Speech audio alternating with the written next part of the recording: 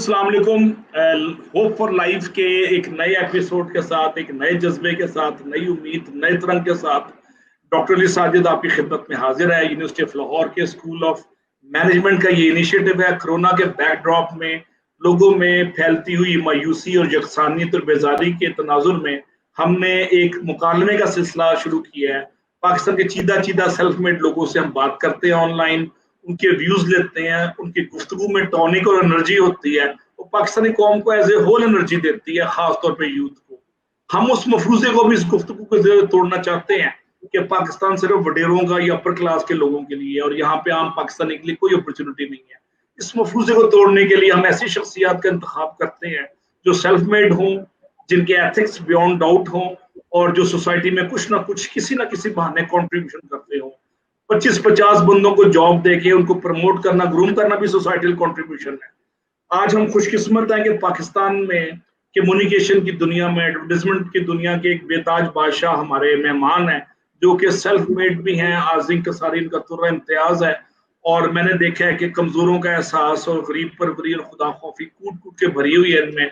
मेरा इशारा सुहेल अजीज साहब की तरफ है, जो पाकिस्तान की लाहौर की दूसरी बड़ी सेकंड या टॉप 2 सेकंड कम्युनिकेशन एजेंसीज या एडवर्टाइजमेंट कंपनी के सीईओ है।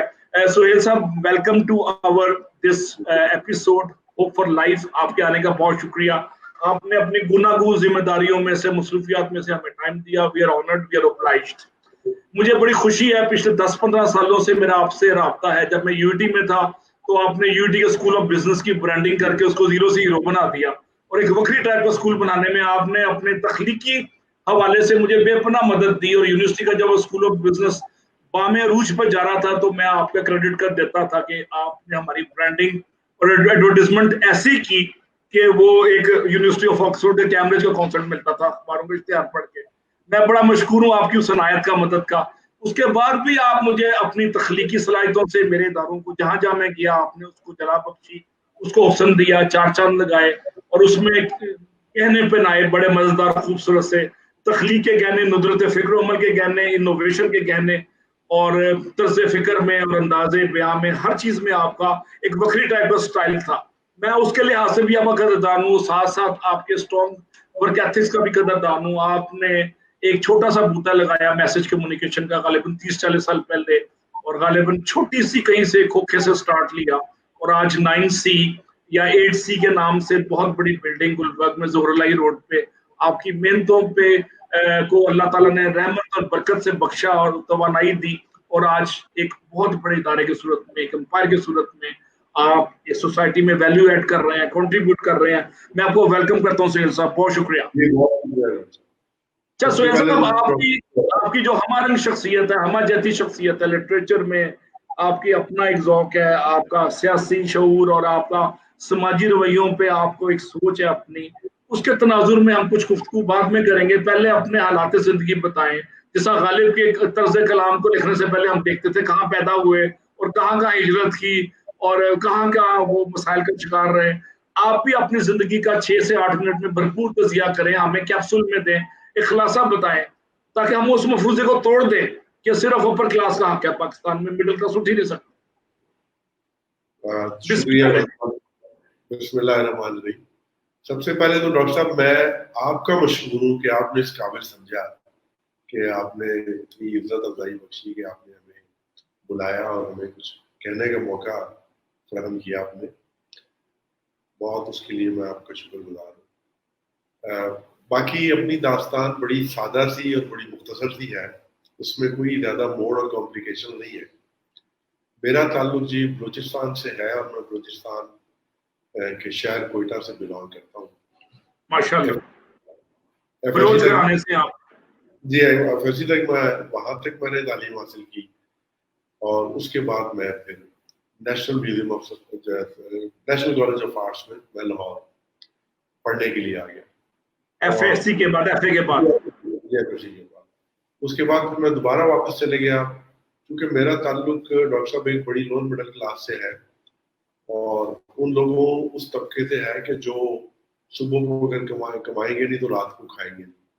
लिहाजा मैंने अपने रिजल्ट का भी इंतजार नहीं किया और मैं बोलान टेक्सटाइल मिल बलूचिस्तान में है, वहाँ पे जाके मैंने नौकरी करी आपने मुलाजमत शुरू कर दी वहाँ? जी, और मैं आपको बड़ी मजे की डॉक्टर साहब बात बताऊं कि जब मैं यहाँ से ग्रेजुएशन करके गया और अपना रिजल्ट नहीं आया था मेरा, तो मैं वहाँ लेबर में भर्ती हुआ था जाके बुलंद टेक्सटाइल मिल में। आपके लिए एमसीए की डिग्री के बाद या पहले? एमसीए की डिग्री के बाद। चूंकि मेरे फादर नहीं थे और मेरी मदर थी और मेरी छोटी बहन थी, और जिस तरह मैंने पहले अर्ज की कि मेरा ताल्लुक बड़ी लो मिडिल क्लास से है, तो मेरे पास कोई चारा नहीं था, तो लिहाजा उन्होंने कहा कि जी हमारे पास डेली वेजेस के अंदर वैकेंसीज हैं, हम आपको रख लेते हैं। वो डेली वेजेस के ऊपर रोज तो तनख्वाह नहीं देते थे, देते तो महीने के बाद ही थे, लेकिन था मैं डेली वेजेस के हिसाब से, यानी टेम्परेरी थे। जी, और मेरी जाते हुए भी तलाशी होती थी और आते हुए भी तलाशी होती थी। तो बहरहाल वो फिर चलता रहा कुछ सिलसिला कुछ अर्सा। तो उसके बाद फिर कोई कुछ वैकेंसीज अनाउंस हुई लाहौर में national museum of science and technology में, यूटी के साथ जो है, यूटी के साथ एसोसिएटेड। तो मैं उस सिलसिले में फिर यहाँ आया, वो कुछ पैसे वैसे अपनी माँ से इकट्ठे करके, क्योंकि किराया वगैरह तो होता नहीं था हमारे पास। तो फिर यहाँ पे इत्तेफाक से अल्लाह ताला ने ऐसा करम किया कि मेरी सिलेक्शन हो गई यहाँ पे, और मैं अपॉइंट हो गया assistant curator national museum of science and technology. तो फिर वहां से जिंदगी थोड़ी चल पड़ी, थोड़ी सी आगे गुजरी, इक्तिसादी पहिया हरकत में आ गया। ये पहिया हरकत में आ गया, और कुछ अरसे के बाद चूंकि जिस तरह हम हमारे सोसाइटी में कहते हैं कि पक्की नौकरी मिल गई, तो मैंने अपनी माँ को भी लाहौर बुला लिया कि अब हम पक्की नौकरी होगी तो आप आ जाए। तो हमने एक छोटा सा घर किराए पे लेके वहां पे रहना शुरू कर दिया। लेकिन अनफॉर्चुनेटली या प्रोबेबली फॉर्चुनेटली उन्होंने कुछ सियासी बुनियादों के ऊपर उस जमाने में रिट्रेंचमेंट्स की, जिसके अंदर मेरा नाम भी आ गया, और उन्होंने मुझे पक्की नौकरी से फारिग कर दिया। जो आसान नहीं है निकालना, लेकिन सियासी बुनियादों पे बहाने लगा के निकाल देते। तो मैं फिर दोबारा सड़क पे आ गया डॉक्टर साहब, और ये कब की बात है? ये जी बात है 85 की, 85 की बात है। 84 में आया था, और कोई 12-13 महीने के बाद उन्होंने जॉब से फारिग कर दिया। आपके पास 17 ग्रेड था, गैजेट ऑफिसर थे आप उस वक्त? ये मैं गैजेट ऑफिसर था, ग्रेड 17 का मैं अफसर था, लेकिन चूंकि वो एक वो प्रोबेशन था, तो उसके अंदर प्रोबेबली कोई इस तरह की शिक थी कि जिसमें वो निकाला जा सकता था। उन्होंने किसी और साहब को वहां एडजस्ट करने के लिए, ये बड़ा कॉमन है थर्ड वर्ल्ड में, पाकिस्तान से मुल्कों में जी, ये नॉर्म है ये जी, बारह अल्लाह की मर्जी थी। उसके बाद फिर कुछ अच्छा फाका कशी रही, और चूंकि दो ही थे, मेरी माँ थी और मैं था, और मेरी बहन कोटा ही पढ़ रही थी, चूंकि वो साथ ही आई थी।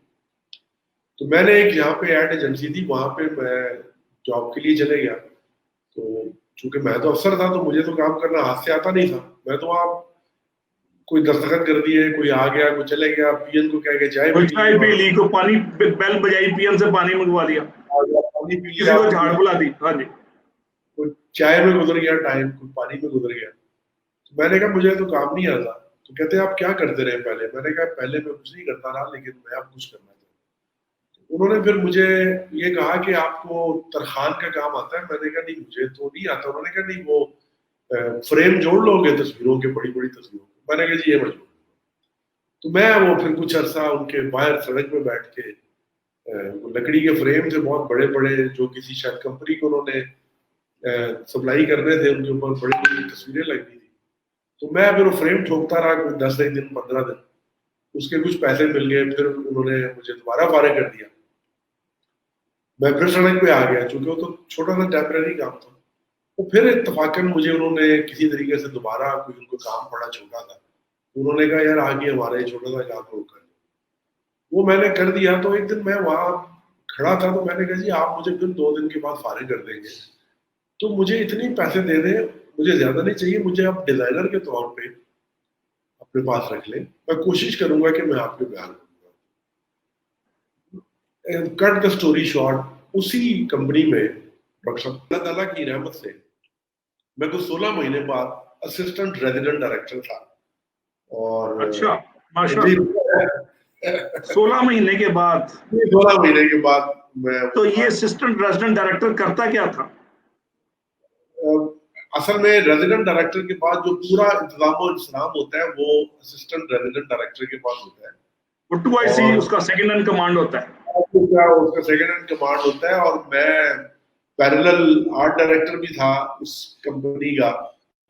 اور جو وہاں کے جو ریزیڈنٹ ڈائریکٹر تھے زیدی صاحب بڑے کائنڈ آدمی تھے, تو انہوں نے مجھے اعزازی طور پہ اسسٹنٹ ریزیڈنٹ ڈائریکٹر بنا دیا. لیکن میری جو جاب تھی اور میں بھرتی مزدور ہی ہوا تھا, لیکن بہرحال وہ سلسلہ کچھ چل پڑا تھوڑا سا. تو بس اس طرح چلتا رہا ڈاکٹر صاحب. پھر مطلب میں نے سوچا کہ کچھ چھوٹا موٹا اپنا کام کرنا چاہیے. اس طرح تو زندگی نہیں بدلے گی, یہ تو چلتی جائے گی. اور 1400-1500 روپے میں نے شادی بھی کرنی تھی. تو وہ کہ چلے 86 کی بات ہے, تو 1400 اور 1500 روپے میں شادی نہیں ہو سکتی تھی. کوئی جائیداد بھی نہیں تھی, کوئی گھر بھی نہیں تھا, کچھ اور بھی نہیں تھا. تو میں نے کہا کہ کچھ اپنا کام کرنے کی کوشش کرتے. تو وہ نوکری میں نے ڈاکٹر صاحب چھوڑ دی. میں کام چلا نہیں میرا کوئی, اور پھر مجھے ایک جگہ نوکری کرنی پڑی. اور وہ جو نوکری تھی بڑا گوشت بیچنے کی, چونکہ ان صاحب نے کوئی فارم ہاؤس بنایا تھا, اور اس میں کوئی وہ بیف فارم بنایا تھا انہوں نے. تو میں نے کہا جی یہ میں بیچ سکتا ہوں. تو میں ڈور ٹو ڈور جا کے تقریباً 12-14 مہینے میں میں گوشت بیچتا رہا, لفافوں میں بند کر کے بڑا گوشت. تو اس میں کچھ پیسے اکٹھے ہو گئے میرے پاس. تو پھر میں نے آج بھی الحمدللہ, میں نے شاید آپ سے پہلے بھی ذکر کیا ہے کہ وہ مین مارکیٹ میں کباڑیے کی دکان ہے جو آج بھی ہے, شاید وہ خود اللہ کو پیارا ہو گیا ہے چند سال پہلے. ان کے پاس ایک میز میں نے لی, وہ جو پرانے زمانے کی ڈاکخانہ سی میز ہوتی تھی جس کے اوپر ایک ڈھکن سا لگا ہوا ہوتا تھا, اور چھوٹے چھوٹے خانے بنے ہوتے تھے, اور اندر ایک دراز بھی ہوتا تھا. اور پھر وہ جب اس کا فلیپ کھولتے تھے تو وہ پلیٹ فارم بن جاتا تھا کام کرنے کے لیے. مجھے یاد ہے وہ 400 روپے کی اس نے مجھے دی. وہ میز میں نے لے لی. اب میں سوچوں کہ میں میز کو رکھوں گا کدھر. تو ایک دوست میرے آرکیٹیکٹ تھے, وہ اللہ تعالیٰ ان کو جنت نصیب کرے, وفات پا گئے, ان کے ایک پارٹنر. تو ان کا آرکیٹیکچر کا آفس تھا میسن کے نام سے. اچھا ڈاکٹر صاحب, اگر میری گفتگو طویل ہو جائے تو مجھے کہہ دیجیے گا. نہیں, آپ کی ڈگری کون سی تھی MCA کی, اس کا نام کیا تھا؟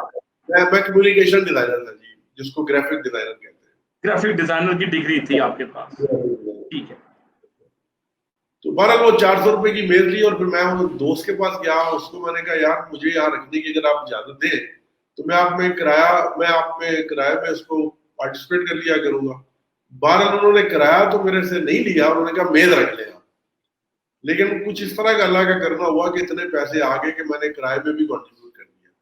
اور پھر کچھ عرصے کے بعد وہ پورا آفس ٹیک اوور ہو گیا, پھر اس میں کام شروع کر دیا.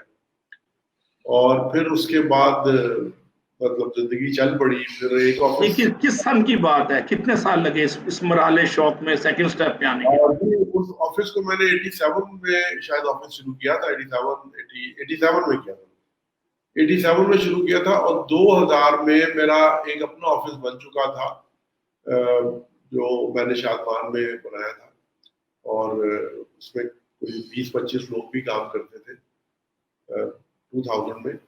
تو اس کے بعد پھر 2004 میں جا کے پھر اپنی بلڈنگ اللہ تعالیٰ کے کرم سے بنی, اور اس سے تقریباً 100-125 لوگ پھر کام کرتے تھے. اور یہ سارا سپین تھا جی آپ 88 سے لے کے, اگر اسٹرگلنگ لائف میری دیکھیں تو 88 سے لے کے اور 2000 تک وہ میں ایک پلیٹ فارم پہ آ چکا تھا. اس کے بعد پھر اللہ تعالیٰ نے بہت کرم کیا, پھر چلتا گیا آگے, ہوتا گیا. پھر آپ کی قدرت بھی فیور کرتی ہے. میں بڑی مزے کی بات آج کے نوجوانوں کو بتاؤں گا کہ شاید میری گفتگو سنانے میں بڑی میزریبل اور بڑی وہ لگ رہی ہوگی کہ پتہ نہیں میں نے کتنے پہاڑ گرائے تھے. کوئی اتنے پہاڑ نہیں گرائے. اگر پہاڑ گرائے ہوتے تو میں آج آپ کے سامنے صحیح سلامت نہ بیٹھا ہوتا, کسی پہاڑ کے نیچے آ گیا ہوتا. قدرت بہت ہیلپ کرتی ہے. ہم نے کبھی قدرت کو آزمایا ہی نہیں. ہم پہلے دور سے دیکھ کے پانی گرم یا ٹھنڈا ہونے کا یا دریا کے گہرا اور کم گہرا ہونے کا اندازہ کر کے واپس چلے جاتے ہیں, جبکہ حقیقت اس سے بہت مختلف ہوتی ہے. تو میں یہ سمجھتا ہوں کہ اگر ہمیں ہمارا بحیثیت مسلمان ایک فیتھ بھی ہے کہ اللہ تعالیٰ ہماری مدد فرماتے ہیں. اگر ہم ایتھیسٹ بھی ہوں تو تب بھی نیچر, جس کو آپ خدا کہہ لیں, نیچر بڑی دوست ہوتی ہے انسان کی. اگر آپ محنت کرنے والے کی نیک نیت کی دوست زیادہ ہوتی ہے. اگر نیک نیتی محنت کے ساتھ ہو تو دو آتشیں ہو جاتی ہے, وہ تڑکا لگ جاتا ہے نیک نیتی کا. جی ایگزیکٹلی. تو ڈاکٹر صاحب آج الحمدللہ میرا کراچی میں بھی آفس ہے, اسلام آباد میں بھی ہے, لاہور میں بھی ہے, اور میں یہ سمجھتا ہوں کہ اس میں ترقی کر جانا یا کچھ پیسے کما لینا یا بڑے دفتر بنا لینے سے زیادہ ہے کہ آپ کو اللہ تعالیٰ نے رسپیکٹ کتنی دی ہے.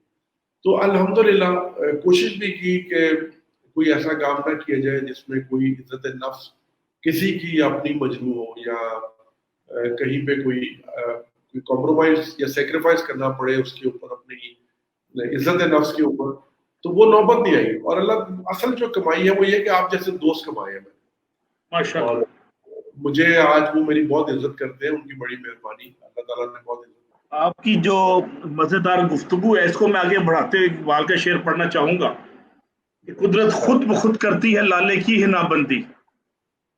جو پھول کے اوپر سرخی آتی ہے وہ پھول کا کمال نہیں ہے, قدرت کا کمال ہے کہ ایسا ماحول دے دیتی ہے کہ جس میں پھول پہ سرخی اور خوبصورتی, رانائی, شاداب کی اور اٹریکشن آ جاتی ہے. لیکن پھول کو گرمیوں سردیوں میں, دھوپ میں, بارش میں اور طوفان باد و بارہ کے آگے جھکنا پڑتا ہے, سہنی پڑتی ہیں, تب بھی پھول میں خوبصورتی اور لالے میں تازگی آتی ہے. جی وہ چھوٹی سی بات جو آج کا نوجوان ہے, جو آج کا بچہ ہے جس نے آج چلنا شروع کیا ہے, اللہ تعالیٰ ہر نوجوان کو, ہر بچے کو, میں آپ کو یہ بتانا اس لیے سمجھتا ہوں اس میں ان لوگوں کے لیے شاید زیادہ سبق ہوگا کہ میں اس اسکول میں پڑھتا تھا جس کے مجھے اگر میں جلدی نہیں جاتا تھا تو مجھے مٹی پہ بیٹھنا پڑتا تھا, ٹاٹ کے اوپر, چاہے وہ پھٹا ہوا ہوتا تھا لیکن بارہ ٹاٹ ہوتا تھا, تو میری ٹاٹ کے اوپر باری نہیں آتی تھی, پھر مجھے مٹی پہ بیٹھنا پڑتا. تو ملیشیا کے ہمارے کپڑے ہوتے تھے, اور مجھے پھر وہ فیس وغیرہ اس اسکولوں کی نہیں ہوتی, وہ صرف ٹاٹ ہوتے ہیں, مٹی ہوتی ہے اور آپ ہوتے ہیں. تو مجھے یاد ہے ہمارے ٹیچر تھے, اللہ تعالیٰ ان کو جنت میں جگہ دے, شاید اب تو نہیں رہے ہوں گے چونکہ بہت پرانی بات ہے.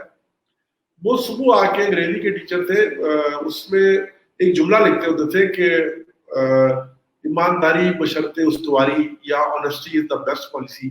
تو ان کا روز کا کام تھا. تو میں چونکہ بلیک بورڈ صاف کرنا اور جھاڑو لگانا میری ذمہ داری ہوتی تھی کلاس میں, تو میں صبح بلیک بورڈ کالا کر کے اور بڑا وہ چوک رکھ کے اور بڑی تیاری کر کے میں رکھتا تھا کہ اب ٹیچر آئیں گے اس کے اوپر لکھیں گے. تو سب سے پہلا جملہ یہ لکھتے تھے.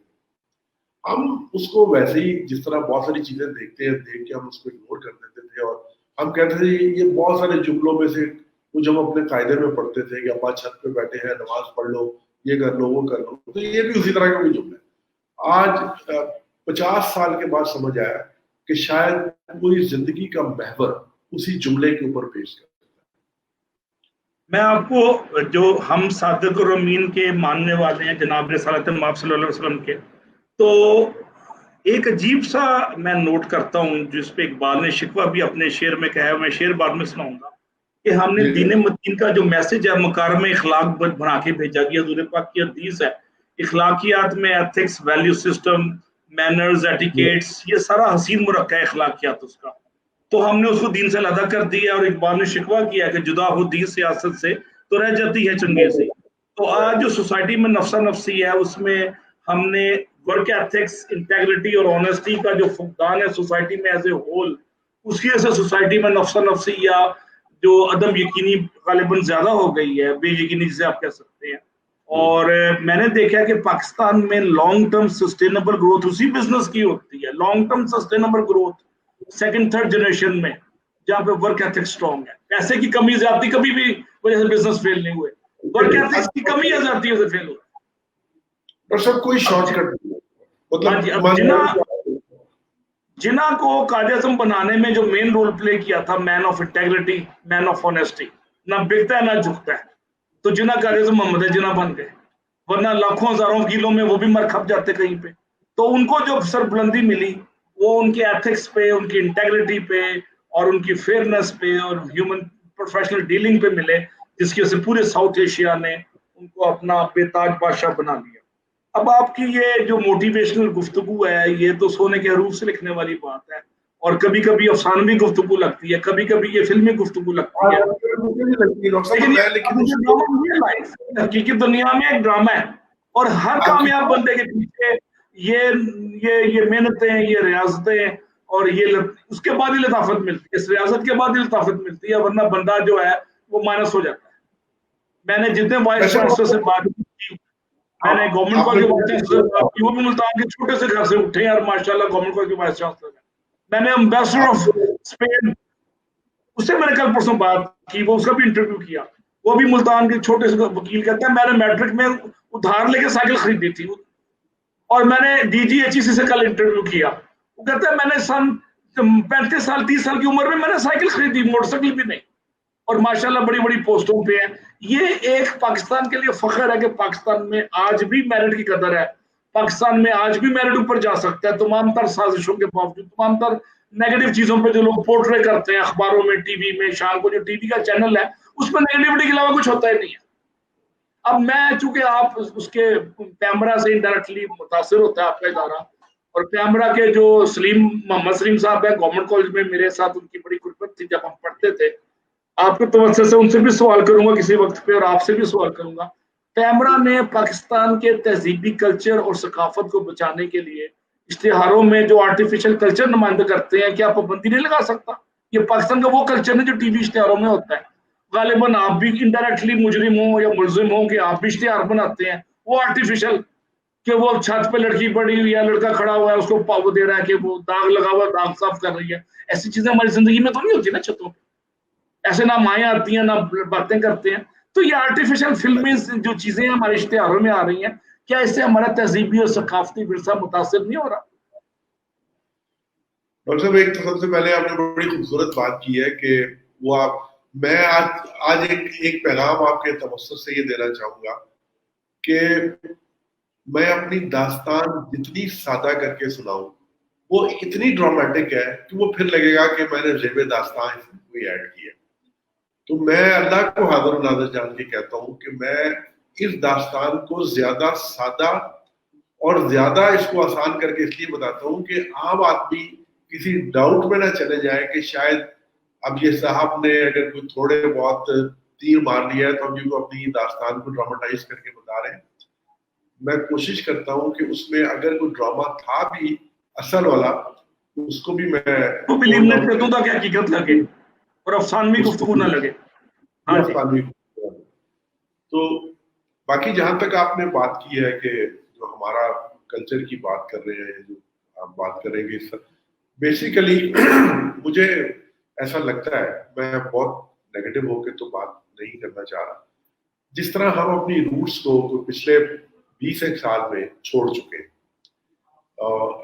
ہم پرائڈ کو بھی تھوڑا سا کھو چکے ہیں, جو کہ مجھے یاد ہے, اگر آپ کو بھی یاد ہوگا, مور اور لیس ہم ایک ہی ایج گروپ سے ہیں, کہ جب ہم ٹین ایجر تھے تو پاکستان یا ایک ملک کا یا ایک سوسائٹی کا ہمیں بڑا پرائڈ ہوتا تھا. اگر آپ کو یاد ہو کہ ہم پاکستانی ہیں, ہم مطلب یہ کر رہے ہیں, ورلڈ کپ ہمارے پاس ہے, سنوکر کا ورلڈ کپ ہمارے پاس ہے, ہاکی اور کرکٹ اور اسکواش, تین چیمپئن شپ تھی, پتہ نہیں کس چیز کے ہمارے پاس, پی آئی اے نمبر 1 ایئر لائن تھی 60-70s میں, اولمپئن ہم تھے. تو ہمارا بڑا سینہ چوڑا ہوتا تھا, بڑے پرائڈ بچے ہوتے تھے, جس کو پراؤڈ بچے کہتے ہیں. آج کے نوجوان میں وہ نہیں ہے. اس میں آج اگر ہم کوئی بات کرتے ہیں تو وہ اس کے طنزیہ مسکراہٹ ہوتی ہے اس کے چہرے کے اوپر کہ شاید ہم جھوٹ بول رہے ہیں, شاید ہم غلط کہہ رہے ہیں. تو میں اس کو مرد الزام نہیں ٹھہراتا بہت زیادہ.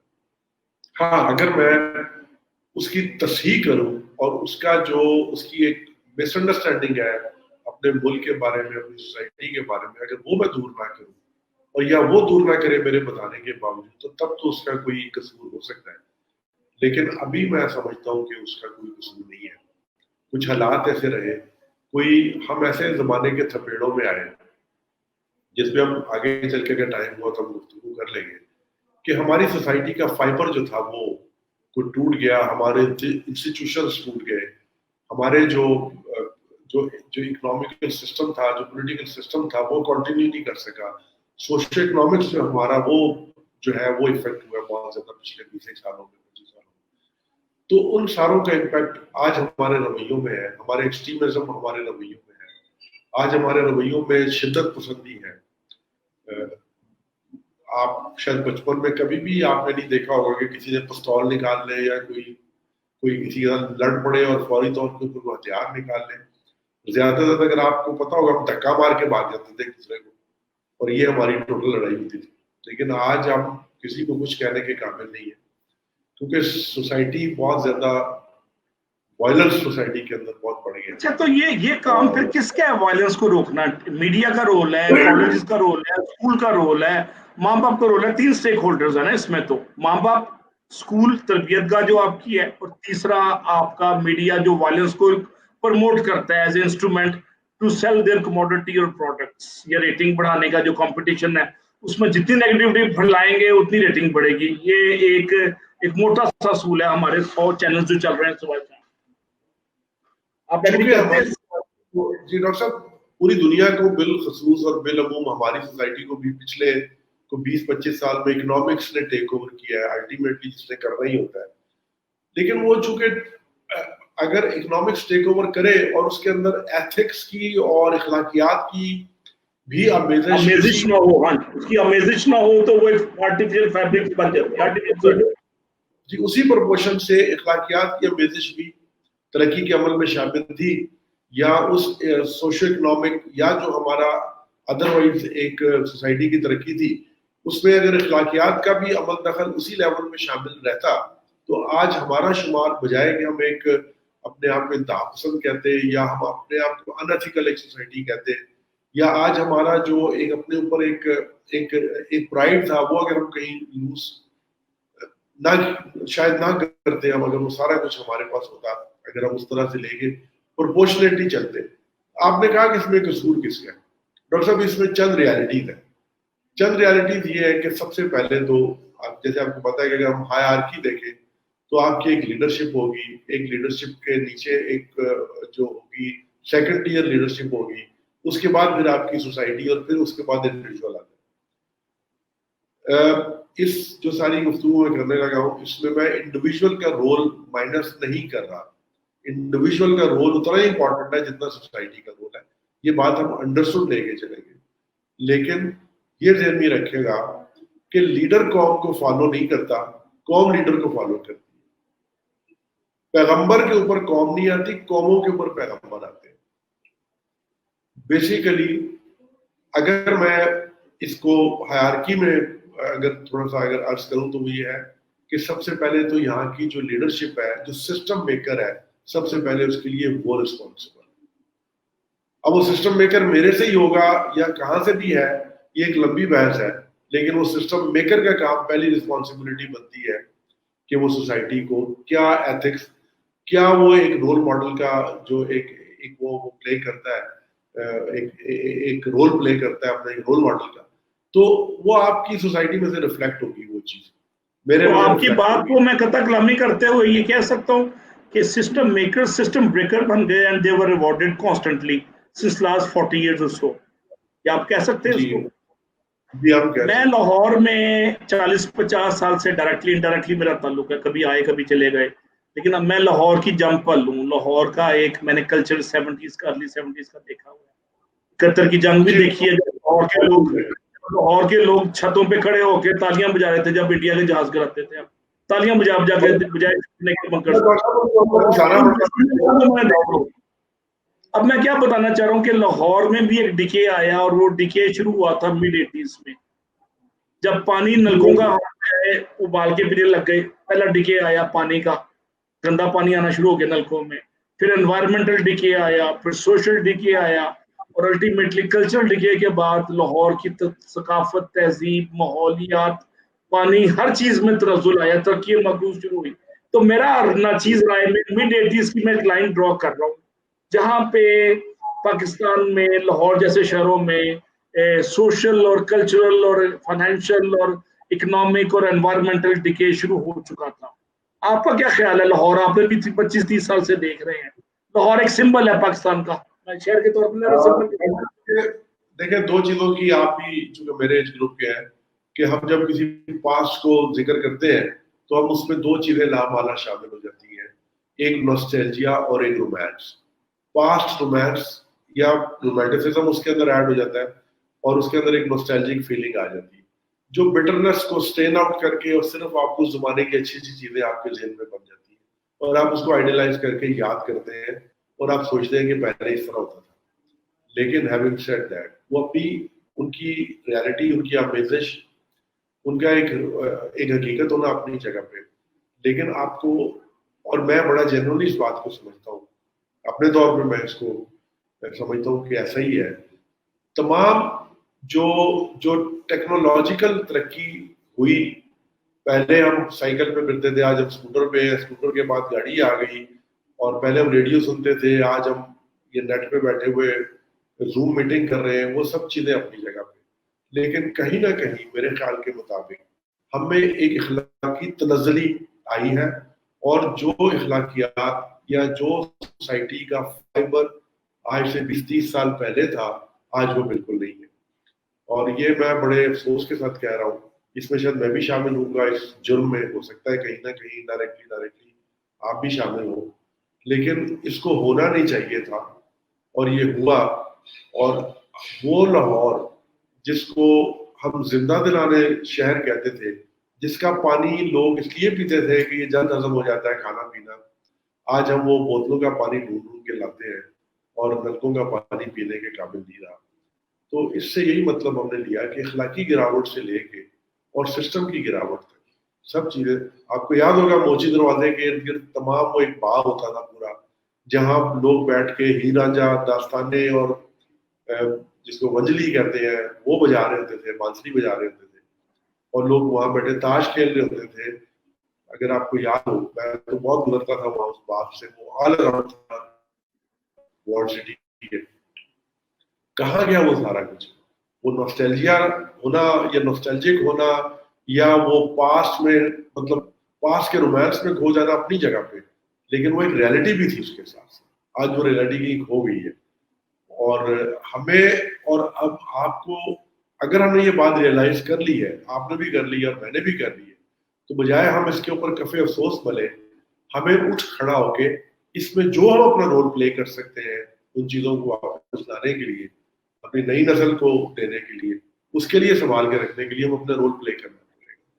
ہمیں خالی تقریریں کرنے سے یا ماضی کا رونا رونے سے بہتر ہے کہ ہمیں خود ان کے لیے رول ماڈل بن کے آگے آنا پڑے گا اور ان کو یہ بتانا پڑے گا. آپ اس بات کی تائید کریں گے, آپ اس امر کی تائید کریں گے کہ پھر ایک لاہور کے تہذیبی اور ثقافتی ورثے کے تحفظ کے لیے یہ لاسٹ جنریشن ہے جو کچھ کر سکتی ہے, اس کے بعد تو وہ ہسٹری میں آئے گا. آپ نے وہ دیکھا, میں نے وہ دیکھا, اور جو 60s اور 50s میں انہوں نے وہ دیکھا لاہور. تو ہمیں اس کے لیے تحفظ کے لیے, کلچرل بقا کے لیے کچھ نہ کچھ عملی سٹیپ لینے چاہیے. بہرحال آپ اس پہ ایگری کریں گے. گورنمنٹ کالج لے سکتا ہے, یو ای ٹی لے سکتی ہے, کنگ ایڈورڈ لے سکتا ہے, ایم سی اے لے سکتا ہے. ہماری کیونکہ ہم آخری کڑی ہے ماضی میں اور مستقبل کے درمیان. اگر ہم سے رشتہ ٹوٹا تو پھر ماضی سے رشتہ آنے والی نسل کا ٹوٹ جائے گا. پھر ان کے لیے نئے ایتھکس ہوں گے, نئے ٹرمینالوجیز ہوں گی اور نیا کلچر ہوگا, اور پھر وہ کیا ہوگا وہ تو پھر مستقبل بتائے گا کہ وہ کیا ہوگا. پھر وہ نہیں ہوگا. اب ٹیکنالوجی کا ڈرا بیک یہ ہے کہ انسان کو یہ بے حس بنا دیتی ہے. میں ویسٹ میں 8-9 سال رہا ہوں, میں نے دیکھا کہ ٹیکنالوجی نے وہاں پہ انسان کو ایک روبوٹ بنا دیا ہے. یہی المیہ ہماری سوسائٹی میں گریجولی انڈکٹ ہو رہا ہے. جاپان نے اپنے آپ کو بچا لیا, جاپان نے اپنی ٹریڈیشنز کو کمپرومائز نہیں ہونے دیا ٹیکنالوجی کے باوجود. اقبال نے 100 سال پہلے لاہور میں ایک شعر کہا تھا کہ قوموں کے لیے موت ہے مشینوں کی حکومت, دلوں کے لیے موت ہے مشینوں کی حکومت. دل کو کہا, دلوں کے لیے موت ہے مشینوں کی حکومت, احساس مروت کو کچل دیتے ہیں آلات.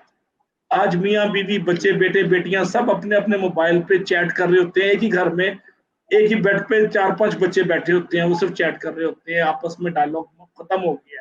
یہ مشینوں نے مار دیا نا, آلات کی موجودگی نے انسان کو بے حس بناتی جا رہی ہے.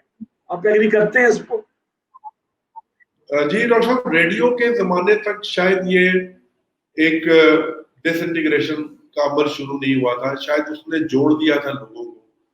مجھے یاد ہے کہ ہمارے گھر میں ایک ریڈیو ہوتا تھا اور وہ رات کو کوئی اس کے اوپر ڈرامہ لگتا تھا تو سارے گھر والے جلد از جلد فارغ ہو کے اور وہ اس کے قریب بیٹھ جاتے تھے مل ملا کے اور اس کو ڈرامہ دیکھتے تھے، آپس میں انٹریکشن رہتا تھا۔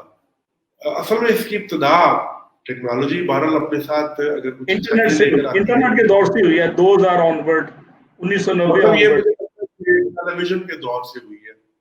جب ٹیلی ویژن آیا تو ہم نے آپس میں بات کرنے کے بجائے ہم نے ایک اسکرین کی طرف دیکھنا شروع کر دیا، جو کہ بری بات نہیں ہے، ٹیکنالوجی نے آنا ہوتا ہے اور اس کے اگینسٹ نہیں ہے، آپ اس کے خلاف نہیں ہیں، لیکن پروپورشن کا خیال ضرور رکھنا چاہیے۔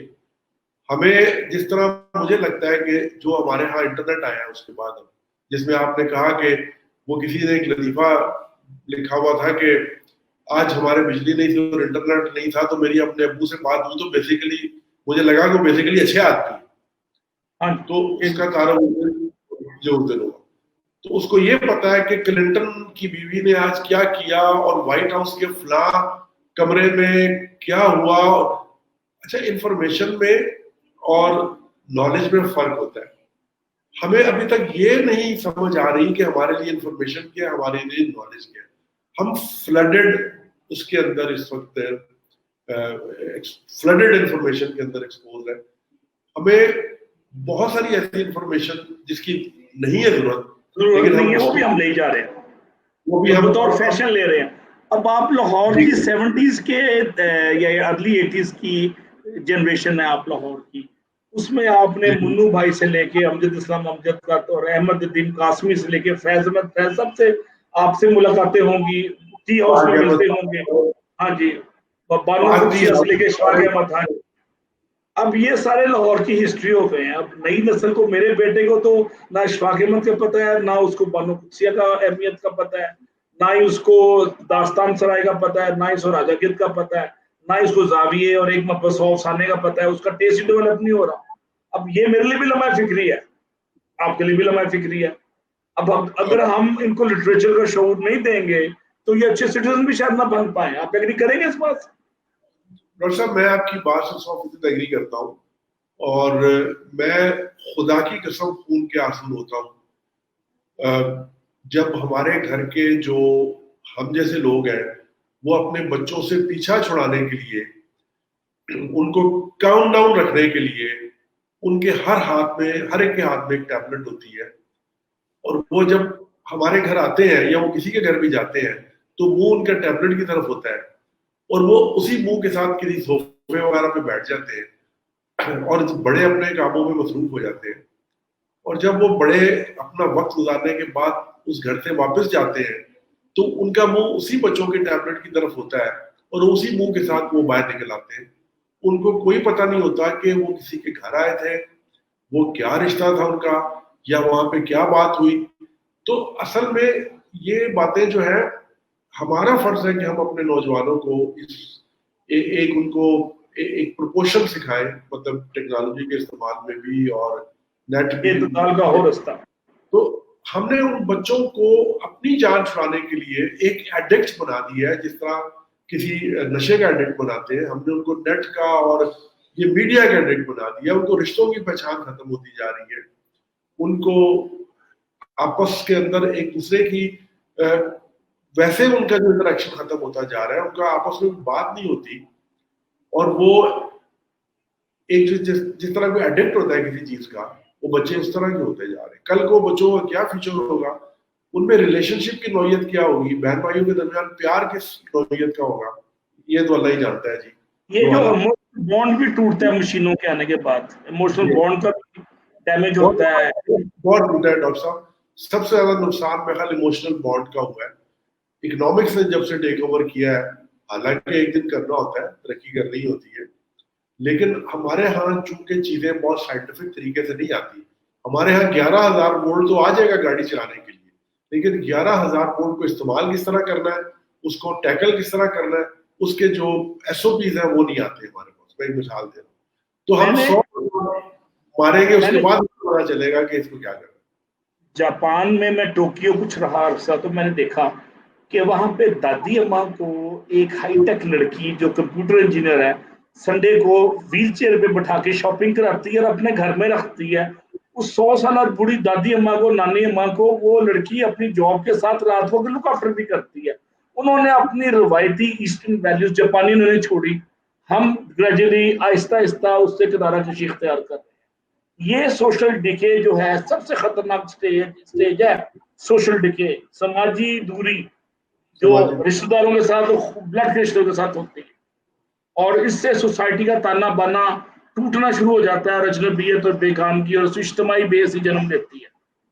अभी इस मौके पे जी, इस मौके पे मैं आपसे पूछना चाहूंगा कि क्या इंतहा पसंदी जो सोसाइटी में बढ़ रही है, इसमें वकला गर्दी है क्या? स्टूडेंट्स यूनियन का डंडा बरदार फोर्सेस जो पहले होती थी वो कम हो गई है, लेकिन अब उसकी जगह वकला ने, पुलिस ने और सरकारी एहलकारों ने ले लिया है, और सर्टन केसेस में सोसाइटी के डिफरेंट सेगमेंट भी इंतहा पसंदी में बड़े माजी में एक्टिव रहे, थैंक्स टू आवर सर्विसेज के वो थोड़ा सा वो इतदाल के रास्ते पे आ गए, सड़कों पे कब्जे बंद हो गए। आपके नजदीक इंतहा पसंदी की बुनियाद पाकिस्तान में कैसी थी? 70s के लाहौर में या पाकिस्तान में तो बड़ा इतदाल था, लोग बाहमी भाईचारे से रहते थे। ये 80s में 90s में क्या हो गया, कत्लेआम शुरू हो गया, उसकी वजह क्या? डॉक्टर साहब, ये अगर आप इन तमाम बातों को अगर मैं एक टाइटल दूं तो ये जंगल का कानून बन गया कि जो गिरोह ज्यादा स्ट्रॉन्ग होगा वो सर्वाइव करेगा। उसका नाम वकील है, उसका नाम पुलिस है, जो भी है जी। एक गिरोह ने दूसरे गिरोह के अगेंस्ट सर्वाइव करने के लिए अपने आप को जत्थाबंदी कर ली है। अगर आपको याद हो, सिखों के जमाने में जो जत्थे होते थे, आज वकीलों का गिरोह अलग है, आज डॉक्टरों का गिरोह अलग है, आज स्टूडेंट्स का गिरोह अलग है, आज यंग डॉक्टर्स का गिरोह अलग है। ये किस कदर बड़ी ट्रेजेडी है। मतलब हम सोसाइटी के अंदर, मोर्चों के अंदर अब आहिस्ता आहिस्ता खिसकते जा रहे हैं, और हम एक फोर्स की शक्ल में एक दूसरे के अगेंस्ट बरसरे पैकार होने के लिए तैयार होते जा रहे हैं, बजाय कि हम एक सोसाइटी के तौर पर रहे, एक नेटेड फाइबर के तौर पे हमारी सोसाइटी आगे बढ़े। हम गिरोहों की शक्ल में आगे बढ़ रहे हैं। ये बजाते खुद अगर देखा जाए तो इससे बड़ी गिरावट और क्या होगी हमारे। अच्छा, आप जो मीडिया के बंदे हैं, आप टीवी रेडियो से आपका इंडायरेक्ट, बराह रास्त तो नहीं, इंडायरेक्ट राब्ता तो बरल है।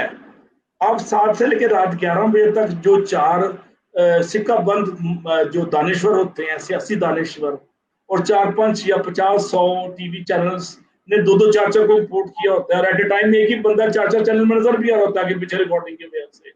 क्या इस प्राइम टाइम को हम सोसाइटी में डायलॉग के लिए कोई सुलह, मोहब्बत, प्यार और अमन आशती के लिए इस्तेमाल नहीं कर सकते? आज से 20-25 साल पहले, मैं आखिरी बात कर रहा हूँ, आज से 25 साल पहले डॉक्टर अब्दुल सलाम ने जब नोबेल प्राइज विन किया था 1982 में, उसने टीवी पे या किसी जगह कहा था कि यहाँ पे प्राइम टाइम में भांड और मरासी को टाइम मिलता है, प्रोफेसरों को, स्कॉलर्स को, नोबेल प्राइज विनर को पूछते नहीं है हमारा। उस जमाने में एक ही पीटीवी होता था, आज 100 पीटीवी बन गए हैं, आज भी मरासियों ने कब्जा किया हुआ है, आज भी सियासी दानिश्वर और जो रस्तू हैं हमारे, सो कॉल्ड रस्तू सियासत के, वो कब्जा करके सिर्फ तनकीद कर रहे होते हैं, नेगेटिविटी स्प्रेड कर रहे हैं, पॉजिटिविटी का फुकदान होता जा रहा है, ऊपर एक मीनिंगफुल डायलॉग नहीं हो रहा सोसाइटी के मुख्तलिफ सर्कल्स का। उस डायलॉग या मुकालमे की तो मौजूदगी में इंतहा पसंदी फरोख्त पाती है और जत्थेबंदी आ रही है। आप एग्री करते हैं इस बात से? मैं डॉक्टर साहब 100% एग्री करता हूँ, और ये कोई भी एक एवरेज अक्ल शऊर का आदमी को मैं कहता हूँ कि वो तकरीबन कोई 1-2 महीने ये जो रात को दुकानें लगती हैं हर चैनल के ऊपर, और जो मंडियां सर जाती है, सियासी मंडियां, जी, जो सियासी दुकानें लगती है, अगर वो उसको 2-3 महीने उसको ऑब्जर्व करे तो उसके ऊपर ये राज खुलेगा कि उन्होंने जो अपने अनाज की बांट बंदरों के हाथ में पकड़ा दी है, और वो आपस में खाते जा रहे हैं और इनको पता ही नहीं कि वो क्या कर रहे हैं। अवाम बेचारी का ये हाल है। सिर्फ टीआरपी का मसला है, आपका जो आपका इमोशनल जो एक्सप्लॉयटेशन आप इस तरह से करनी है, ये उसकी प्रॉब्लम है। उसमें किसी मसले को आपने खुद देखा होगा इतने अरसे में कि किसी हल की तरफ ले जाना मसला नहीं होता। एक लकड़ियां रखी जाती है, लकड़ियों के ऊपर थोड़ा सा मट्टी का तेल डाला जाता है, उसके ऊपर एक माचिस दिखाई जाती है, और 1 घंटे तक उस लकड़ी का खेल वैश्याना चलता है। आग बुझ जाती है, उसके ऊपर तांबड़ा बुदा मार दिया जाता है, और अगले दिन के लिए उसको छोड़ दिया जाता है। आप मुझे बताएं कि इससे ज्यादा कोई किस प्रोग्राम में आप क्या सीखेंगे? मुझे बताइए कि है इसके अंदर कुछ सिवाय गालम गलोच? सोसाइटल पॉल्यूशन बढ़ जाती है, सेग्रीगेशन, तकसीम, तफरीक ये बढ़ जाती है, और लोगों के मुफादात को ज़रूरत मिलती है तो तकसीम और मल्टीप्लाई होती है। ڈاکٹر صاحب اگر آپ دیکھیں کہ وہ پرائم ٹائم جو آپ کہہ رہے ہیں، اگر وہ پرائم ٹائم اگر ہم کسی پازیٹیو، کسی مثبت، کسی پروڈکٹیو چیز کے اوپر لگائیں تو وہ جو ہمارے رات کو بلڈ پریشر آسمان کو باتیں کرتے ہیں، ہم اپنے اندر ایک، جس طرح آپ نے دیکھا ہوگا کہ اگر آپ دو باکسرز کی لڑائی دیکھ رہے ہو اور دونوں باکسرز آپ کے لیے ان نون ہو، لیکن خواہ خواہ کسی ایک کے ساتھ آپ کی ہمدردی ہو جائے گی، انسانی نفسیات ہے، اور آپ خیالوں میں دوسرے باکسر کو مارنا شروع کر دیں گے، حالانکہ آپ نے دونوں نہیں جانتے آپ ان کو. تو بالکل یہ ٹی وی مذاکروں میں بھی اس طرح ہوتا ہے کہ انسانی سائیکی کو ایکسپلائٹ کیا جاتا ہے، اس میں دو گروہ بنتے ہیں، دو گروہ میں سے ایک مجھے اچھا لگے گا، کوئی دوسرا آپ کو اچھا. نظریات کی جنگ نہیں ہے ڈاکٹر. تو آپ پھر اس کا مطلب آپ کی گفتگو سے یہ میں کنکلوڈ کروں کہ سوسائٹی کو ڈیلیبریٹلی تفریق کرنے کی یہ انجینئر ایفرٹ ہے، جس پہ چند ٹی وی اپنی دکانیں چلاتے ہیں، اشتہار لیتے ہیں، پرائم ٹائم میں کروڑوں روپوں کماتے ہیں، اور سوسائٹی میں تفریق کا عمل چلتا رہتا ہے. یہ بجائے انتشار کو کنٹرول کرنے کے یہ مرکز گریز قوتیں اسٹرانگ ہو جاتی ہیں اس سے. میں ایسا تو نہیں کہوں گا کہ 100% میڈیا کو شاید یہی کام کر رہا ہے، اس میں ایسا میڈیا بھی ہے جو اپنا رول بھارت پلے کر رہا ہے، لیکن ان جنرل اگر دیکھا جائے تو جو آپ فرما رہے ہیں وہ بالکل ٹھیک فرما رہے ہیں. اس کے پیچھے تو پرائم ٹائم میں تو پھر پیمرا جیسے اداروں کو، فیڈرل سیکورٹی ایجنسیز کو، فیڈرل تھنک ٹینکس کو سوچنا پڑے گا کہ پرائم ٹائم میں سے 1 گھنٹہ ہم مثبت رویوں کے احیاء کے کوششوں کے لیے بھی بات کریں، جس میں اکیڈیمکس ہے، جس میں موٹیویشنل آسپیکٹس ہیں، لیڈرشپ ٹریٹس ہیں. مثلا آج کی مثال لے لیں، وائس چانسلر پنجاب یونیورسٹی نے کہا ہے کہ ہم نے 800 روپے کی کٹ بنا لی ہے کورونا کی ڈائگنوز کرنے کے لیے، لیکن اتنا اسٹرانگ میفی ہے جو امپورٹ کر رہے ہیں، وہ 8,000 روپے کا ٹیسٹ کر رہے ہیں. وہ کہتے ہیں کہ ہم نے اس کو پاس نہیں ہونے دینا ڈرائیو سے، ڈرائیو 3 مہینے سے 2 مہینے سے وہ ڈرائیو کر رہے ہیں ڈرائیو اس کو، جو ڈرگ ریگولیٹری ایجنسی ہے. اب یہ وہ چیز ہے پبلک کے انٹرسٹ کے خلاف ایک سرکاری یونیورسٹی نے اس کے حق میں کچھ اچھا ڈیسیژن کر لی ہے پنجاب یونیورسٹی نے صدیوں بعد، اور اس کو اپریشیٹ کریں نہ کہ اس کو روکیں. اس سے عام انسان کا فائدہ ہوتا ہے. میڈیا خاموش ہے. اور ڈاکٹر صاحب میری عوام الناس سے جو میڈیا کی سب سے بڑی ایک ذمہ داری بنتی ہے، میری لوگوں سے یہ گزارش ہے، ایک منت ہے کہ میں گناہگار ہوں، پتہ نہیں اللہ کے نزدیک میرا کیا مقام و مرتبہ ہوتا ہے، میں نے دوزخ کے کس حصے میں جانا ہے، لیکن الحمدللہ میں مسلمان ہوں. میں حضور اکرم صلی اللہ علیہ وسلم کے آخری نبی ہونے پہ میرا پورا کامل ایمان ہے، اور میں کچھ جو مجھے ٹوٹی پھوٹی نماز آتی ہے میں وہ بھی پڑھتا ہوں. تو صرف یہ سارا کچھ بتانے کا مقصد یہ ہے کہ میں کوئی دہریہ یا کوئی میں ایتھیسٹ نہیں ہوں، میں بھی ایک عام جیسا گنہگار سا مسلمان ہوں. لیکن میری عوام سے گزارش ہے، ان سے ہاتھ جوڑ کے گزارش ہے کہ لوگوں کو ان کے ذاتی عقائد یا ان کے ذاتی جو ان کے بلیفز ہیں ان کی اینک میں سے نہ دیکھیں، ان کو انسانی اعلیٰ عرفہ جو خصلتیں، جو اوصاف ہوتے ہیں ایک دوسرے کو اس کے ساتھ جج کریں، تو سوسائٹی کی ڈس انٹیگریشن جو ہے وہ بڑی حد تک میں سمجھتا ہوں کہ دور ہو جائے گی. تو درد کا رشتہ اور ہیومن ویلیوز آپ کے نزدیک پیمانہ ہے کسی کو فوقیت دینے کی؟ جی ہیومن ویلیوز، ہیومن ویلیوز کو ہمیں پہچاننا چاہیے. ڈاکٹر صاحب میں نے اپنی قبر میں جانا ہے، میرا اپنا حساب ہونا ہے، میں دوزخ میں جاؤں، میں جنت میں جاؤں، لیکن اور میں یہ بڑا جنرلی سمجھتا ہوں کہ چاہے جس بندے کا جس فرقے سے بھی تعلق ہے، وہ چند ایک باتوں پہ اس کا فنڈامنٹل ایمان ہوگا جو میرا، آپ کا، میرے ہمسائے کا، سب کا ہمارا ایک جیسا ہوگا، اس میں کوئی فرق نہیں ہوگا. میں بھی اللہ کو ایک مانوں گا، وہ بھی ایک مان رہا ہوگا، میں بھی مطلب آخری اس کے اوپر آخرت پہ یقین، تو ہمارا، میرا بھی قرآن وہی ہوگا، اس کا بھی وہی ہوگا، آپ کا بھی وہی ہوگا. تو اگر ہم یہ طے ہے تو پھر ہمیں باقی جو فروئی ہے ان چیزوں کو ہٹا کے، یہ ایک لمبی داستان ہے، وہ آپ کو بھی پتا ہے کہ یہ باقاعدہ طور پہ ہماری سوسائٹی میں اس زہر کو، اس کینسر کو شامل کیا گیا. آج ہم یہ نہیں دیکھتے کہ آپ سوسائٹی کے کتنے فعال آدمی ہیں، آپ سوسائٹی کے لیے کیا کر رہے ہیں، آپ نے کون سی چیز ایجاد کی ہے، آپ نے کون سی دوائی بنائی ہے، آپ کے عمل سے کتنے لوگوں کو فائدہ ہوا ہے. ہم یہ دیکھیں گے کہ آپ کا فرقہ کیا ہے، آپ کا جو ہے وہ بلیف کیا ہے، آپ کون سی مسجد میں جاتے ہیں، آپ کون سے مندر میں جاتے ہیں، اور آپ کیا کرتے ہیں. سہیل صاحب، آپ تو بزنس بھی کر رہے ہیں 25-30 سال سے اور کامیاب بزنس مین ہیں، آپ نے کوئی بزنس کی فارمل ٹریننگ بھی نہیں لی، آپ نے کوئی MBA بھی نہیں کیا، اور اتنا کامیاب بزنس جا رہا ہے. آپ کو 30-25-40 سال جتنے بھی ہوئے ہیں، 85 سے لے کے ابھی تک، کیا 2 سے 3 کور ایشو آتے ہیں آپ کو دفتری امور میں ہر روز، جس کی وجہ سے آپ تھوڑا سا آپ کو مسئلے بنتے ہیں, آپ انتشار کا شکار ہوتے ہیں, دفتر میں ڈس انٹیگریشن ہوتی ہے, کیا 3 کور ایشوز آپ کو آتے ہیں؟ جی ڈاکٹر صاحب, میں آپ کو عرض کروں کہ ایک تو یہ تمام جو ہم نے باتیں کی ہیں, جو کہ بہت ہم پازیٹیو باتیں نہیں کہہ سکتے, لیکن میں آپ کو بڑی مزے کی بات بتاؤں کہ جو میرا ایکسپیرینس ہے, میں نے جو تھوڑا بہت کاروبار کیا ہے, جو میں نے زندگی گزاری ہے کاروبار میں, اور ایک بڑے معمولی درجے سے مطلب سب چیزوں کو شروع کرنے کی کوشش کی میں نے, تو میرا ایک بڑا عجیب و غریب انالیسس ہے اور بڑا عجیب و غریب میرا ایک ایکسپیرینس ہے لائف کے بارے میں, سوسائٹی کے بارے میں, جس میں بہت ساری خرابیاں بھی ہیں, بہت ساری نیگیٹیوٹیز بھی ہے. اس میں مجھے بڑا ایک عجیب اتفاق ہوا ہے کہ اس سوسائٹی کے اندر ترقی کرنا شاید دنیا میں آسان ترین سوسائٹیوں میں سے یہ ایک سوسائٹی ہوگی جہاں پہ آپ بڑی جلدی, یہ تو آپ عجیب کھلا تضاد کر رہے ہیں, اس میں بڑا چولا کھلا تضاد ہو گیا. تو ڈاکٹر صاحب آپ بڑی جلدی ترقی کر جاتے ہیں. اس کی وجہ ہے آپ ماشاء اللہ امریکہ رہے ہیں, وہاں پڑھاتے رہے ہیں, آپ باقی ملکوں میں رہے ہیں, جاتے رہتے ہیں, وہاں پہ اتنا سخت کمپٹیشن ہے, وہاں پہ ایوریج انٹیلیجنس لیول ہم سے اتنا زیادہ ہے, وہاں پہ کمپٹیشن اتنا زیادہ ہے کہ اگر ہم ان کے ساتھ اپنے آپ کو کمپیئر کریں تو نیچرلی ہمارا تیسری دنیا اور پہلی دنیا کا جو فرق ہوگا وہ فرق ہے ہمارا آپس میں. لیکن ہماری جو سوسائٹی میں ایگزسٹ کر رہے ہیں, جس کو بہت نیگیٹو بھی کہتے ہیں اور ہے بھی بڑی حد تک, لیکن اس میں 2 آنکھیں نہیں, اگر آپ کی ایک آنکھ بھی ہوگی تو آپ آٹومیٹکلی 4 آنکھوں والے کنسیڈر ہوں گے, کیونکہ باقی بغیر آنکھ کے چل پھر رہے ہوتے. تو آپ کے لیے میدان خالی ہوتا ہے اور آپ کو صرف ایک ایوریج بننا ہے اور آٹومیٹکلی آپ ابو ایوریج کنسیڈر ہو جائیں.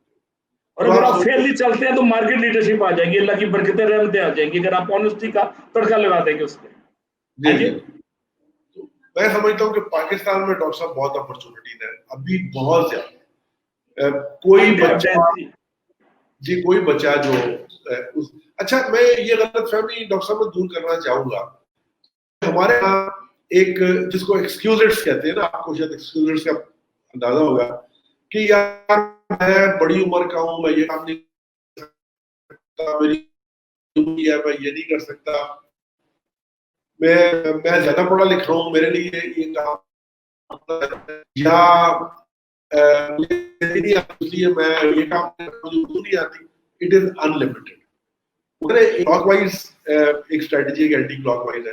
اینٹی کلاک وائز تو یہ ہے کہ جی میرے پاس یہ ہو, یہ رسی ہو, یہ کنڈا ہو, یہ ہو, تو میں اس پہاڑ کے اوپر چڑھ جاؤں گا. پھر دوسری اسٹریٹجی یہ ہے کہ یار میرے پاس چپلیٹ ہے, میرے پاس ایک عدد کوئی چھوٹی موٹی کوئی رسی بھی پڑی ہے اور یہ بھی پڑا ہے, ان میں ساروں کو اکٹھا کروں تو میں ٹرائی کر سکتا ہوں, میں یہاں اس کو چڑھ سکتا ہوں. تو میرے خیال میں جو گلاس خالی سے زیادہ گلاس بھرے کی اسٹریٹجی ہے وہ ہمیشہ ہی موجود ہوتی ہے. اپرچونٹی ہمیشہ ہی کھڑی ہوتی ہے. جب سے دنیا بنی ہے اپرچونٹی آ رہی ہے, وہ کبھی بند نہیں ہوگی, یہ نیچر کا اصول ہے. ہمیں صرف اپرچونٹی والی سڑک کے اوپر کھڑا ہونا ہے. اچھا میں اگر آپ تھوڑی سی میں اگر مجھے آپ چھوٹی سی, اگر میں ٹائم زیادہ نہ لوں تو میں ایک سیلف کریٹڈ میں ایگزامپل آپ کو کوٹ کرنا چاہتا ہوں. میں بچوں کو ایک دن سمجھا رہا تھا, میں نے کہا یار honesty is the best policy. وہ ایک بچے نے کہا جی وہ تو آپ کی باتیں سب ٹھیک ہے لیکن ایسا ہوتا نہیں ہے زندگی میں, آئیڈیل تو نہیں ہوتا, میں فلاں یہ ہوا فلاں یہ ہوا فلاں. میں نے اس کو کہا اچھا یار میں تمہیں ایک کہانی سناتا ہوں فرضی, تو مجھے اس کا جواب دو کہ اس میں کوئی چیز ایسی ہے جو ناممکنات میں سے. اس نے کہا جی کیا بات. میں نے کہا گاؤں کا ایک موچی ہے جو گاؤں کی ایک پگ ڈنڈی پہ بیٹھا ہوا ہے, اور وہ کبھی کبھار کوئی وہاں پہ جو گاؤں والے کی جوتی ٹوٹ جاتی ہے وہ اس کو ٹانکا لگاتا ہے اور وہ اس میں سے کچھ پیسے لیتا ہے, اس کی گھر کی دال روٹی چل رہی ہے اور اس کا سلسلہ چل رہا ہے. جس طرح بھی آدھا فاقہ چل جاتا ہے, آدھی روٹی چل جاتی ہے, لیکن وہ ایمانداری سے اپنا کام کیے جا رہا ہے, یہ دیکھے بغیر کہ اس کا کہاں بیٹھا اور اس کے بعد جوتی ٹوٹی ہوئی آ رہی ہے, اس کے بعد جوتی نہیں آ رہی.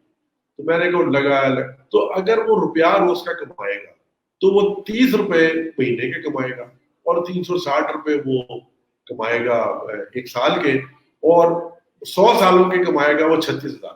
تو اس سے تو زندگی اس کی یہ کمائے نا. میں نے کہا آپ کی کیلکولیشن ہے, انہوں نے کہا جی بالکل یہ. اب آپ بتائیں گے جی وہ اپنی زندگی کیسے بدلے گا. میں نے اس کو کہا کہ جی وہ ایمانداری سے لگا ہوا ہے, وہ اس ریوارڈ کے بغیر لگا ہوا ہے کہ اس کی کوئی جوتی کے کم پیسے لیے ہیں یا اس نے زیادہ لیے. چونکہ ایمانداری اور ایکسیلنس اس کی ذات کا مسئلہ ہے, وہ کسی چیز سے مشروط نہیں ہے, اور وہ بے لاس اس کے ساتھ لگا ہوا ہے. تو وہاں ایک دن ایک بڑی گاڑی آتی ہے اور وہ گاڑی جو ہے وہاں قریب سے گزرتی ہے اور ایک جگہ پہ کھیت میں جا کے کھڑی ہو جاتی ہے, اور اس کھیت میں سے اس گاڑی میں سے کوئی بہت انگریز اور بڑا باس ٹائپ آدمی ایک تو نکلتے ہیں اور وہ کھیتوں کو دیکھنا شروع کر دیتے ہیں, اور دیکھتے دیکھتے وہ کھیتوں کو دیکھ رہے ہوتے ہیں اور اس کا پاؤں مڑتا ہے اور اس کا جوتا ٹوٹ جاتا ہے, وہ جو ان کا باس ہوتا ہے. اب وہ یہاں وہاں دیکھتا ہے کہ یار جوتا میں کیا کروں, ہیرسمنٹ ہو جاتی. او یار مولوی سے صاحب بیٹھے ہیں جو جوتیاں گانٹ رہے ہیں, یار چلو ابھی فی الحال تو گزارا کرو, مٹی تو نہ جائے. انہوں نے لے گئے اس کے پاس کہ جی یہ جوتا مجھے گانٹ دے. اس نے اپنی اسی ایمانداری کے ساتھ یہ سوچے بغیر کہ یہ مرسڈیز والا ہے یا وہ جو گاؤں کا مولوی ٹوٹی جوتی کے ساتھ آیا تھا, اس نے اسی ایمانداری کے ساتھ اس کو جوڑا. وہ بندے نے دیکھا کہ یار اس گاؤں میں میں تو کوئی نہیں کر رہا تھا کہ یہ اس طرح کا ٹانگا لگانے والا بھی ہوگا, تو یہ تو اس نے بڑا زبردست ٹانگا لگایا. تو پتہ لگا وہ مسٹر باٹا ہے جو وہاں نئی فیکٹری لگانے کے لیے جگہ دیکھنے کے لیے آیا. اس نے کہا جی کل آ کے تم میرے پاس آنا وہاں, پھر ہم وہاں بات کریں. تو اب یہ دیکھیں کہ ہم اگر اس کیلکولیشن پہ چلے جاتے 30 روپیہ مہینہ اور 360 ایک سال کے, تو کب اس نے ترقی کرنی تھی. لیکن وہ چوتھے دن وہ مسٹر باٹا کے دفتر پہنچ گیا اور مسٹر باٹا نے اس کو اپنا سپروائزر لگا دیا. یہ قدرت کی ایک یہ ایمانداری کا طریقہ واردات ہے, دینے والے کا طریقہ واردات ہے, وہ انسان کو سمجھ نہیں آتی کیسے دیتا ہے. حضور پاک کی حدیث مبارکہ ہے کہ جب اللہ تعالیٰ رزق دینے کا فیصلہ کر لیتا ہے تو رزق انسان کے پیچھے ایسے دوڑتا ہے جیسا موت دوڑتا ہے. تو اللہ تعالیٰ کی برکتوں پہ رحمتوں پہ جتنا تجکن بڑھائیں گے اس کے دینے کے انداز ایسے ہوتے ہیں انسان کو سمجھ نہیں آتی کیا ہوا. جب میں امریکہ میں پڑھ رہا تھا تو کئی دفعہ ایسا میرے ساتھ ہوا کہ اگلے مہینے کا مکان کا کرایہ نہیں ہے, بجلی کے بل کے پیسے نہیں, کار کے انشورنس کے پیسے نہیں. اور جب رات 11 بجے میں بیٹھا ہوا ہوں سوچ رہا ہوں تو کہیں سے فون آیا کہ آپ نے 1 سال پہلے سی وی پھینکا تھا, ایک ٹیچنگ کی اسائنمنٹ خالی, آپ آ کے کل صبح سے 8 بجے آ جائیں, ہم پیسے زیادہ نہیں دیں گے, اتنے $100 دیں گے بس. اور میری دال روٹی چل جاتی تھی. اللہ کی ذات پہ تیقن وہ چیز ہے, یہ وہ قوت یقین وہ چیز ہے جسے آپ بے یقینی کے سمندر میں جب ڈبکی لگاتے ہیں تو آپ کے ہاتھ میں ہیرے آتے ہیں, پھر کائی اور مٹی نہیں آتی. یہ پکا اصول ہے. میں کہتا ہوں کہ 3 چیزیں اگر کسی کو زندگی میں مل جائے, ایک کہ اس کو کنسسٹنٹلی محنت کرنے کی عادت پڑ جائے اس کو, اور وہ اس کام کو پوری ایمانداری سے کرتا رہے, اور یہ دونوں چیزیں کرنے کے بعد وہ ایک ایسی طاقت پہ بلیو کر لے کہ جو کہیں ہے لیکن نظر نہیں آ رہی, اور وہ اس دونوں چیزوں کو اس کو ریوارڈ دے گی. اس دانے کا جو اس نے زمین میں غرق کر دیا ہے, اب اس کے پاس سوائے اس بات کے کہ کہیں کوئی آسمانوں پہ کوئی ایسا بیٹھا ہے جو اس دانے کو میرے لیے نکالے گا, اگر وہ اس بات پہ بلیو کر لے اور اپنی اس کے اوپر وہ لگا رہے اپنی کنسسٹنسی اس کے ساتھ, تو دن دور نہیں ہوتا کہ جہاں اس کو دور تک صحرا نظر آ رہا ہوتا ہے, وہاں پہ کھیت لہرانے شروع کر دیتے ہیں, اس کو خود بھی نہیں پتا ہوتا کہ ایسا ہو سکتا ہے. بلیو ہونا چاہیے. اس سیلف بلیف کے ساتھ اللہ تعالیٰ کی ذات پہ بے پایا تیقن اس کا ایک سر فہرست ایلیمنٹ ہے جو آپ بتا رہے ہیں. میں اس پہ ایک شعر پڑھنا چاہ رہا ہوں, عاطف شاہ ذوق کا شعر ہے, میں نے FSC میں پڑھا تھا, ابھی بھی مجھے یاد آ رہا ہے, گورنمنٹ کالج لاہور میں. سفر ہے شرط مسافر نواز بتھیرے ہیں, ہزار ہے شجر سایہ دار راہ میں. تو ایک انگلش کا رائٹر ہے نیپولین ہل, اس نے اپنی ایک کتاب میں لکھا ہے کہ what ever human mind can conceive and he اور شی بلیوز ہی اور شی کین اچیو. اب قوت جو یقین وہ بڑی قوت ہے. اب میں آپ کو اپنی مثال آخری دیتا ہوں, پھر آپ سے دوبارہ آپ کی طرف آتا ہوں کہ 1982 میں یونیورسٹی لاہور میں پڑھتے ہوئے میں نے فیصلہ کیا کہ میں نے PhD کرنی ہے اور امریکہ سے کرنی ہے اور دریا کے کنارے والی یونیورسٹی سے کرنی ہے,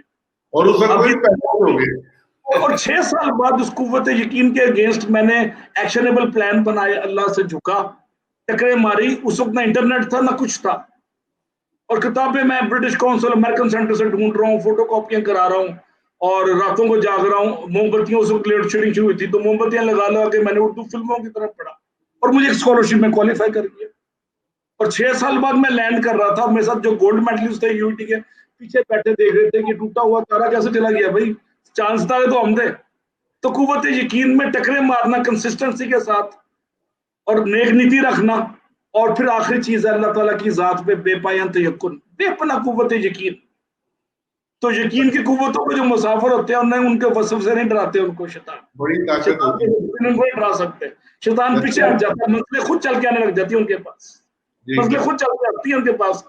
کنویں کے پاس نہیں جانا پڑتا، کنواں خود چل کے آ جاتا ہے. یہ میں افسانوی گفتگو نہیں کر رہا. آپ جب کوئٹہ سے نکلے تھے آپ بے راندہ درگاہ تھے، لیکن آپ نے جب ٹکریں ماری تو منزل آپ کے پاس چل کے آ گئی. منزل کا نام تھا خوشحالی، کامرانی، شادمانی اور ذہن کا سکون ابو آل. اور ذہن کا سکون کی صرف ایک ہی شرط ہے، کسی کا حق نہ مارو، ایتھکس وائلیٹ نہ کرو، کسی کا حق نہ مارو، ایتھکس وائلیٹ نہ کرو. اور ہمارا آج کا نوجوان یہ سمجھتا ہوگا کہ شاید بہت ساری مصیبتیں ہیں، جیسے پینڈیمک ہے، نوکریاں ختم ہو رہی ہے، فلاں ہو رہا ہے، لیکن ڈاکٹر صاحب قدرت کا ایک قانون ہے کہ ایک اپرچونٹی دبتی ہے تو دوسری اپرچونٹی باہر نکل آتی ہے. صرف آپ اور مجھے دیکھنا ہوتا ہے اس کو.